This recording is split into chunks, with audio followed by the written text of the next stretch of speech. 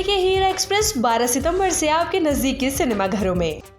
बिहार विधानसभा चुनाव को लेकर राज्य की सियासत अब पूरी तरह से गर्मा गई है। राजनीतिक दलों ने अपनी तैयारी तेज कर दी है और इन्हीं तैयारियों की कड़ी में अब ऑल इंडिया मजलिस इत्तेहादुल मुस्लिमीन भी पूरी ताकत से मैदान में उतरने को तैयार है। पार्टी के राष्ट्रीय अध्यक्ष असदुद्दीन ओवैसी खुद सीमांचल के दौरे पर निकलने जा रहे हैं। AIMIM ने इस यात्रा का नाम सीमांचल न्याय यात्रा रखा है, जिसकी शुरुआत 24 सितंबर से किशनगंज जिले के रुई धानसा मैदान से होगी। AIMIM के राष्ट्रीय प्रवक्ता आदिल हसन ने जानकारी देते हुए बताया कि यात्रा सीमांचल के 4 प्रमुख जिलों किशनगंज, कटिहार, पूर्णिया और अररिया के 24 विधानसभा क्षेत्रों से होकर गुजरेगी। यात्रा का उद्देश्य सीमांचल के वंचित और उपेक्षित इलाकों में लोगों से संवाद करना, उनकी समस्याएं समझना और आने वाले चुनाव के लिए एक मजबूत जनाधार तैयार करना है। इस यात्रा में असदुद्दीन ओवैसी के साथ AIMIM के बिहार प्रदेश अध्यक्ष और विधायक अख्तरुल इमान भी मौजूद रहेंगे। साथ ही पार्टी के कई अन्य वरिष्ठ नेता भी इस यात्रा का हिस्सा बनेंगे। यात्रा के दौरान ओवैसी सीमांचल के विभिन्न क्षेत्रों में जनसभाएं करेंगे, आम जनता से सीधा संवाद करेंगे और स्थानीय स्तर पर पार्टी की बैठकों में शामिल होंगे। गौरतलब है कि 2020 के पिछले विधानसभा चुनावों में AIMIM को सीमांचल क्षेत्र में उल्लेखनीय सफलता मिली थी। पार्टी ने 5 विधानसभा सीटों पर विजय प्राप्त की थी, जिसे स्पष्ट हो गया था कि सीमांचल में AIMIM की पकड़ मजबूत हो रही है। हालांकि चुनाव के बाद पार्टी को बड़ा झटका भी लगा जब उसके 5 में से 4 विधायक राष्ट्रीय जनता दल यानी कि राजद में शामिल हो गए। इसके बावजूद पार्टी का सीमांचल पर फोकस बरकरार है।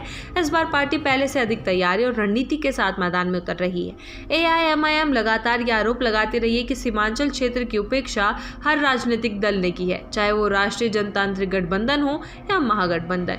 पार्टी का कहना है कि सभी ने यहाँ के लोगों से केवल वोट के लिए लेकिन विकास के नाम पर कुछ नहीं किया। AIMIM की ओर से यह भी कहा गया है कि इस बार की यात्रा और चुनावी रणनीति में पार्टी केवल सीमांचल की समस्याओं को उजागर करने तक सीमित नहीं रहेगी, बल्कि इन समस्याओं का हल प्रस्तुत कर चुनावी मैदान में उतरेगी। पार्टी की सोच है कि सीमांचल में स्वास्थ्य, शिक्षा, रोजगार और आधारभूत ढांचे की घोर कमी है, जिसे दूर करना अब समय की मांग है। राष्ट्रीय प्रवक्ता आदिल हसन ने दावा किया कि इस बार AIMIM पहले से बड़ी सफलता हासिल करेगी। उन्होंने कहा कि सीमांचल के लोग अब AIMIM को एक विकल्प के रूप में नहीं बल्कि एक उम्मीद के तौर पर देख रहे हैं। उन्होंने ये भी आरोप लगाया कि महागठबंधन और NDA दोनों ने ही सीमांचल के विकास को हमेशा नजरअंदाज किया है। इससे पहले AIMIM ने महागठबंधन में शामिल होने की भी इच्छा जाहिर की थी। पार्टी ने इस संबंध में आधिकारिक बयान जारी करने के साथ साथ महागठबंधन के नेताओं से संपर्क भी साधा था। बिहार AIMIM के अध्यक्ष अख्तरुल इमान ने तो पूर्व मुख्यमंत्री राबड़ी देवी के आवास पर ढोल नगाड़े के साथ पहुंचकर महागठबंधन में शामिल होने की इच्छा भी सार्वजनिक रूप से जताई थी। हालांकि इन कोशिशों का महागठबंधन की ओर से कोई ठोस जवाब नहीं मिला। इस बीच AIMIM की सीमांचल न्याय यात्रा उस समय शुरू हो रही है जब राज्य की राजनीति में यात्राओं की सियासत तेज हो गई है। हाल ही में कांग्रेस नेता और लोकसभा में विपक्ष के नेता राहुल गांधी ने मतदाता अधिकार यात्रा निकाली थी, जिसमें महागठबंधन के तमाम बड़े नेता शामिल हुए थे। इसके तुरंत बाद बिहार विधानसभा में विपक्ष के नेता तेजस्वी यादव बिहार अधिकार यात्रा पर निकले।